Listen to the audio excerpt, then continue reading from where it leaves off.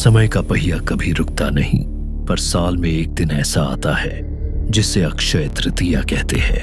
अक्षय यानी जिसका कभी नाश ना हो।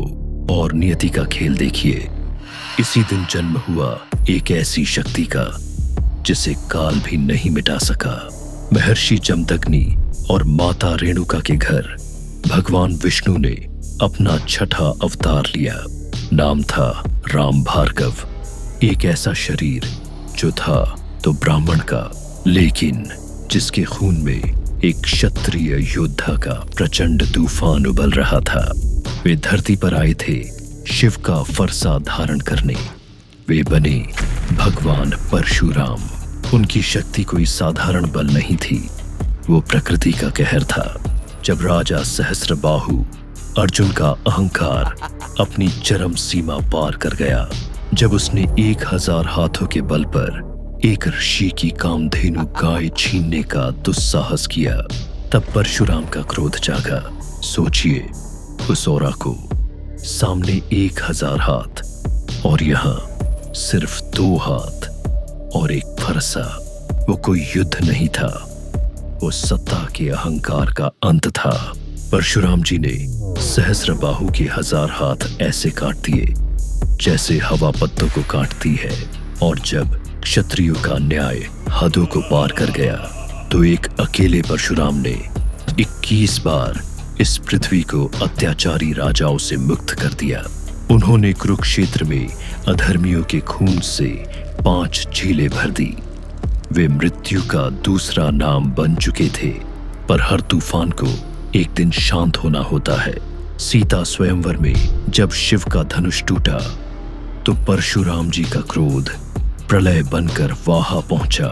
वो राम को भस्म कर देना चाहते थे, पर जैसे ही उनकी दृष्टि श्री राम की आंखों से मिली, ब्रह्मांड ठहर गया। ये कोई साधारण क्षण नहीं था, ये विष्णु के एक अवतार का, विष्णु के दूसरे अवतार से मिलन था। परशुराम समझ गए।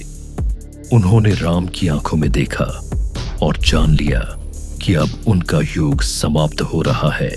क्रोध का समय जा चुका था और मर्यादा का समय शुरू हो रहा था। यही वो पल था जब उस महायोद्धा ने अपना वैष्णव धनुष राम को सौंप दिया और अपना क्रोध हमेशा के लिए त्याग दिया। राम अपना कार्य करके चले गए, कृष्ण भी चले गए, पर परशुराम आज भी यही है। वे सप्त चिरंजीवियों में से एक है, यानी अमर, जो आज भी महेंद्रगिरी पर्वतों की गहराइयों में ध्यान मग्न है। क्योंकि समय का चक्र अभी पूरा नहीं हुआ है।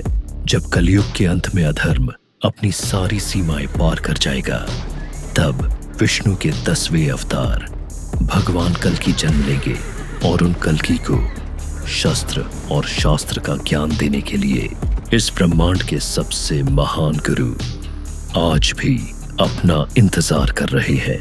अहंकार आज भी है, बस याद रखना वो फरसा आज भी किसी का इंतजार कर रहा है। जय भगवान परशुराम। लाइक, शेयर, सब्सक्राइब और जुड़िए हमारे साथ धर्म की इस दिव्य सिनेमैटिक यात्रा में। जय भगवान परशुराम।